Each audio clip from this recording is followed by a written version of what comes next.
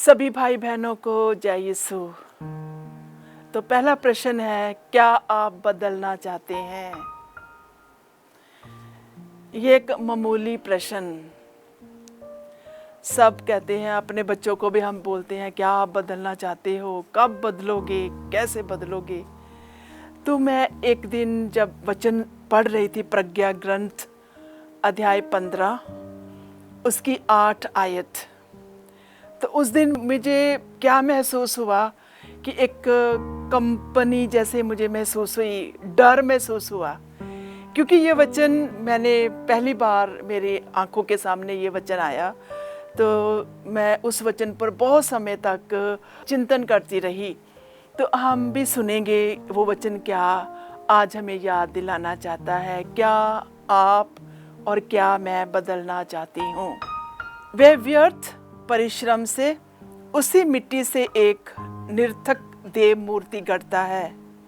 यानी कुमार क्या करता है? मिट्टी को गूंथता है और अच्छे अच्छे आकार बनाता है, बर्तन बनाता है, मूर्तियां बनाता है। तो इस वचन में लिखा है, वे व्यर्थ परिश्रम से उसी मिट्टी से एक निरर्थक देव मूर्ति गढ़ता है। यद्यपि वे स्वयं कुछ समय पहले मिट्टी से जन्मा और शीघ्र ही उस मिट्टी में लौटने वाला है। ध्यान से सुनेंगे वचन को। वे स्वयं कुछ समय पहले मिट्टी से जन्मा और शीघ्र ही उसी मिट्टी में लौटने वाला है जहां से वे लाया गया, जब उससे उसका जीव वापस मांगा गया होगा, जब उससे अपनी उधार दी गई आत्मा को वापस मांगा जाएगा। यानी खुदा बाप पिता ईश्वर क्या करेगा? अंत में वो हमारी आत्मा को मांगेगा। ये आत्मा उधार दी गई है। खुदा ने अपने सांस के साथ हमें जीवित किया है। उत्पत्ति का ग्रंथ अध्याय 2 पद संख्या 7 में लिखा है, प्रभु ने अपनी प्राण वायु मनुष्य के नथनों में फूंक दी और मनुष्य जीवित हो गया। यानी खुदा बाप ने उस रूह को हमारे हृदय में डाला और वो रूह हमें वापस देना है। तो अभी प्रश्न ये है कि वो रूह हम कैसे वापस करेंगे? पवित्र रूह या पाप से बंधी हुई रूह? तो ये एक प्रश्न जब मैंने विचार विमर्श करती हूँ, जब मैं बातचीत करती हूँ, जब मैं चिंतित होती हूँ, तो मैं ये सोचती हूँ कि जो रूह प्रभु ने मुझ में डाली है, उस रूह को मैं वापस कैसे करना है। तो आज ये प्रश्न हम सबके लिए है। तो इस वचन के साथ मैं आपको प्रश्न करती हूँ, क्या आप बदलना चाहते हैं? क्या मैं बदलना चाहती हूँ?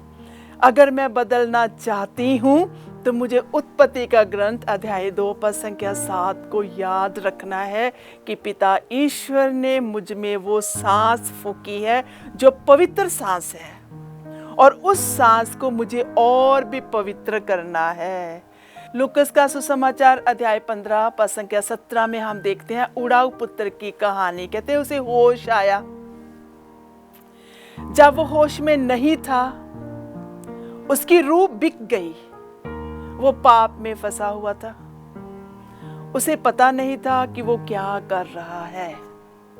किंतु जब उसको होश आई कि मेरा स्वर्गीय पिता जो बहुत ही अमीर है, रिच है, और दया और अनुकंपा से परिपूर्ण है, तो वो वापस आता है।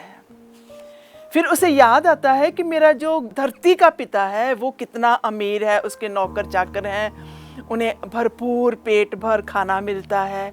उसको होश आती है। तो मेरे प्यारे भाई और बहनों, आज हमें होश में आना है। और वो होश क्या है कि मैं एक सुंदर रचना हूँ, मैं बनाया गया हूँ, मुझे सुंदर रूप दिया गया है, और इस रूप को मुझे जागृत रखना है। इस रूप को मुझे क्या करना है? ईश्वरीय रूप देना है। और वो रूप कैसे देना है? मुझे पवित्र कार्य करना है। रोमियो के नाम संत पौलुस का पत्र अध्याय 8 पद संख्या 9 में वचन हमें याद दिलाता है, यदि ईश्वर का आत्मा सचमुच आप लोगों में निवास करता है तो आप शरीर की वासनाओं से नहीं बल्कि आत्मा से संचालित हैं। जिससे मनुष्य में मसीह का आत्मा निवास करता है वे मसीह का नहीं है। तो हमें अभी ये देखना है कि मेरी आत्मा में मसीह है कि नहीं। मुझे ये देखना है कि मुझ में मसीह वास करता है। अगर मुझ में मसीह वास करता है तो मेरी आत्मा पवित्र रहेगी और अंतिम दिन में इस आत्मा का एक तोहफा मुझे अपने पिता को सौंपना है, क्योंकि मेरी आत्मा पिता के द्वारा मांगी जाएगी। संत याकूब का पत्र अध्याय 4 पद संख्या 5 में लिखा है, क्या आप समझते हैं कि धर्म ग्रंथ अकारण कहता है कि ईश्वर ने जिस आत्मा का हमें समावेश किया है वह उसको अपने लिए ही चाहता है। इसमें वचन कहता है कि पिता हमारी आत्मा को चाहता है। तो हमें क्या करना है? हमें बदलना है। हमें क्या करना है? हमें पवित्र रहना है, क्योंकि उसकी आत्मा हमें समावेश है। उसकी आत्मा हमारे हृदय में है। वो हमारी आत्मा को चाहता है और उस आत्मा को अगर हमें सुंदर रूप से अपने पिता को भेंट करना है तो हमें पवित्रता के काम करने हैं। हमें होश में आना है। हर रोज हमें उस प्राण वायु को याद करना है जो हम में डाली गई है। वो प्रभु की जान है और प्रभु यीशु ने हमें उधार लिया है। जब हम पाप में फंस गए, पिता ईश्वर ने तरस खाकर अपने पुत्र यीशु को इस धरती पर भेजा और प्रभु यीशु ने अपना रक्त बहाकर हमें उधार ले लिया। तो ये सब हमें याद दिलाएंगे। और अगर हम सचमुच में इन वचनों को सुनते हैं, इन वचनों पर चलते हैं, तो मैं सोचती हूँ कि हम कांप उठेंगे कि जो रूह हमें दी गई है उस रूह की दशा आज क्या है। क्या वो पवित्र रूह है जहाँ वो पाप में फंस गई है? अगर पाप में फंस गई है तो आओ हम इन वचनों के साथ उस रूह को हम पवित्र करें। प्रकाशना ग्रंथ अध्याय 21 पद संख्या 7 में लिखा है, ये विजय की विरासत है जो अपनी रूह को साफ करते हैं, जो अपनी हर रोज पवित्रता की सीढ़ी चढ़ते हैं। कहते मैं उसका ईश्वर होऊंगा और वह मेरा पुत्र होगा। तो आज प्रभु हमें बुलाते हैं कि हम उसके पुत्र पुत्रियां कहलाएं। और कैसे कहलाएं? उड़ाऊ पुत्र के समान होश में आए। अपने पाप में जीवन को छोड़कर हम पवित्रता के जीवन में आए। ये बहुत ही कठिन परिश्रम है। अगर हमें करना है तो पवित्रता की सीढ़ी पर चढ़ना बहुत मुश्किल है। हमें त्याग और तपस्या करना होगा। हमें कठिनाई के रास्ते पर चलना होगा। जब कोई गलत हमसे करता है उसे सहन करना पड़ेगा। अगर कोई हमें दुख देता है उसके लिए दुआ करनी पड़ेगी। अगर कोई अत्याचार करता है उसके लिए हमें प्रार्थना करनी पड़ेगी। उसको हमें अपना भाई बहन समझना पड़ेगा, क्योंकि हर इंसान में प्रभु की आत्मा वास करती है। हम बहुत बार भूल जाते हैं कि प्रभु की आत्मा मुझ में है, प्रभु की आत्मा आप में है।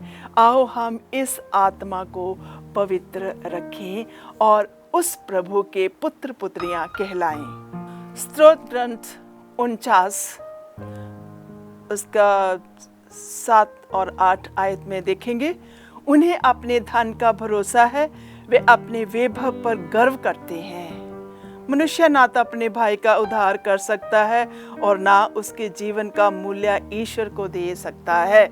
इसका मतलब कि हमें अपने जीवन में उस महान प्रभु को प्रथम स्थान देना है।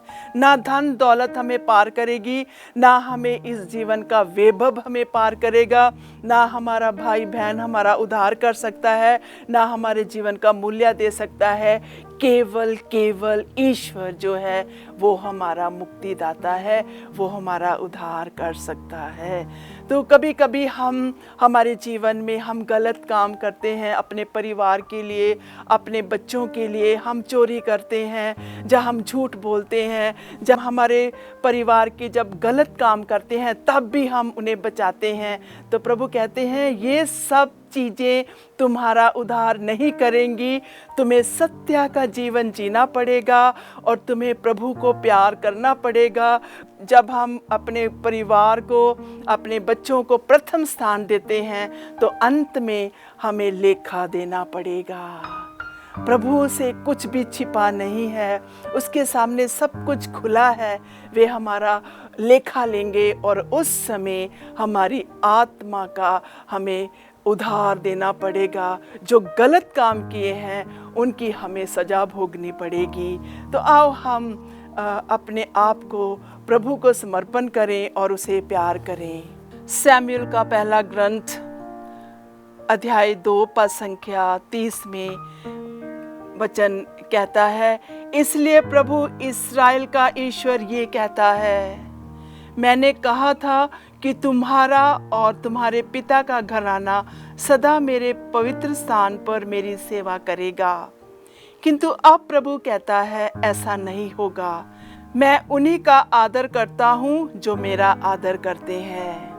तो प्रभु का आदर करना हमें बहुत ही ज़रूरी है। प्रभु कहते हैं मैंने कहा था कि तुम्हारा और तुम्हारे पिता का घराना सदा मेरे पवित्र स्थान पर मेरी सेवा करेगा। किंतु अब प्रभु कहता है ऐसा नहीं होगा, मैं उन्हीं का आदर करूंगा। तो आज प्रभु हमें बुलाता है अपनी आत्मा की पवित्रता के लिए, हमें अपने प्रभु का आदर करना है। जो हमारे माता पिता, जो हमारा घराना करता है, हर एक इंडिविजुअल पर्सन व्यक्तिगत रूप से हमें अपना उधार देना पड़ेगा। फिलिपियों के नाम संत पौलुस का पत्र अध्याय 2, यदि आप लोगों के लिए मसीह के नाम पर निवेदन तथा प्रेम पूर्ण अनुरोध कुछ महत्व रखता है तो आत्मा में सहभागिता, हार्दिक अनुराग तथा सहानुभूति का कुछ अर्थ हो। तो आप लोग एक चित्त, एक हृदय तथा एक मत होकर प्रेम के सूत्र में बंध जाएं। तो अपनी आत्मा को अगर हमें पवित्र रखना है तो वचन कहता है कि हम प्रेम के सूत्र में बंध जाएं और इस प्रकार मेरा आनंद परिपूर्ण कर दें। आप दलबंदी तथा मिथ्याभिमान से दूर रहें। हर प्रकार की योजनाएं जो बनाई जाती हैं, हर प्रकार के जो रुकावटें हैं, हर प्रकार के जो अत्याचार हैं, हर प्रकार के जो झूठे वादे हैं, उनसे हमें दूर रहना है। हर व्यक्ति नम्रता पूर्वक दूसरों को अपने से श्रेष्ठ समझे। तो एक आत्मा को पवित्र रखने के लिए हमें क्या करना है? विनम्र बनना है, नम्र बनना है। कोई केवल अपने हित का नहीं बल्कि दूसरों के हित का भी ध्यान रखें। तो आप लोगों को क्या करना है? अभी वचन कहता है ईसा मसीह के मनोभावों के अनुसार बना लें। वे वास्तव में ईश्वर थे और उनको पूरा अधिकार था कि ईश्वर की बराबरी करें। फिर भी उन्होंने दास का रूप धारण किया तथा मनुष्य के समान बनकर अपने आप को दीनहीन बना लिया। तो हमें पवित्रता की सीढ़ी पर चढ़ना है तो हमें यीशु के समान बनना है। प्रभु यीशु एक ईश्वर होते हुए भी उन्होंने मनुष्य का रूप धारण किया, मनुष्य की तरह रहे, मनुष्य की तरह उन्होंने कठिनाई का सामना किया, किंतु उन्होंने अपने आप को पवित्र रखा। वे दीनहीन बने रहे। उन्होंने मरण तक, हाँ, क्रूस पर मरण तक आज्ञाकारी बनकर और भी दीन बना लिया। उन्होंने अपने आप को दीन बना लिया। तो हम भी अपने आप को दीन बनाएं। जब हम अपने आप को दीन बनाएंगे, हमारी आत्मा फूलों से सजी रहेगी, अच्छे कार्यों से सजी रहेगी, हम महिमान्वित किए जाएंगे, हम महान बनाए जाएंगे। इसलिए ईश्वर ने उन्हें महान बनाया और उनको वे नाम प्रदान किया जो सब नामों से श्रेष्ठ है। हमें नया नाम दिया जाएगा, हम नए नाम से पुकारे जाएंगे, जैसे ईसा का नाम सुनकर आकाश, पृथ्वी तथा अधोलोक के सब निवासी घुटने टेकेंगे। तो मेरे प्यारे भाई और बहनों, एक और जब हम प्रभु के मनोभाव को धारण करते हैं तो उसमें हमेशा हमारी एक रीजन आउट होता है। हमारा दिमाग कहता है अच्छे काम करो, किंतु हमारा इच्छा कहती है कोई बात नहीं, कल कर लेंगे। हम हमेशा कल के लिए छोड़ते हैं। तो इसलिए आज हमें बदलना है, आज हमें अपने आप को पवित्र करना है। हमारी सोच हमेशा यही कहती है आराम करो, हमारी सोच यही कहती है आज हम काम नहीं करेंगे, कल कर लेंगे। हमारी सोच हमेशा यही कहती है आज मदद नहीं करेंगे, कल कर लेंगे। किंतु वचन कहता है आज बदलो, अभी बदलो, क्योंकि हम अगला क्षण नहीं जानते हैं हमारे साथ क्या होगा। तो आओ हम प्रभु में बने रहें। रोमियो के नाम संत पौलुस का पत्र अध्याय 8 पद संख्या 15 में लिखा है, जो लोग ईश्वर के आत्मा से संचालित हैं वे सब ईश्वर के पुत्र हैं। तो आप लोगों को दासों का मनोभाव नहीं मिला जिससे प्रेरित होकर आप फिर से डरने लगे। आप लोगों को गोद लिए गए पुत्रों का मनोभाव मिला है जिससे प्रेरित होकर हम पुकार कर कहते हैं अब्बा हे पिता। तो हमें ईश्वर की आत्मा मिली है ताकि हम ईश्वर के पुत्र पुत्रियां कहलाएं, और ईश्वर के पुत्र पुत्रियां प्रभु की आत्मा में निवास करते हैं और वो सही काम करते हैं। संत यूहन्ना का सुसमाचार अध्याय 8 पद संख्या 44 में वचन कहता है, तुम अपने पिता शैतान की संतान हो और अपने पिता की इच्छा पूरी करना चाहते हो। जब हम पाप में रहते हैं तो हम किसकी संतान बनते हैं? शैतान की संतान बनते हैं, क्योंकि हम उसकी इच्छा पूरी करते हैं, हम रीजन आउट करते हैं। तो वह वचन कहता है वह तो प्रारंभ से ही हत्यारा था, उसने कभी सत्य का साथ नहीं दिया क्योंकि उसमें कोई सत्य नहीं है। जब वह झूठ बोलता है तो अपने ही स्वभाव के अनुसार बोलता है, क्योंकि वह झूठा है, वह झूठ का पिता है। इसलिए आज हमें प्रभु की आत्मा में जलना है, ना कि हमें झूठ के पिता को सुनना है जो शुरू से ही हत्यारा है। तो आओ हम इन वचनों के साथ साथ अपने जीवन को बदलें और अपने पिता ईश्वर को याद करें, क्योंकि वो दिन आने वाला है जब हम उसके पास जाएंगे और हमारी रूह जो प्रभु ने हमें दी है वो उधार दी गई आत्मा को हमें वापस लौटाना है, सत्य के काम करते हुए, और असत्य से हमें बचना है। हमें पिता के पुत्र पुत्रियां कहलाना है, ना कि हमें शैतान की। तो आओ हम प्रार्थना करें। हे पिता ईश्वर, आज हम खास आशीष मांगते हैं, हमें अपनी आत्मा से भरपूर कर।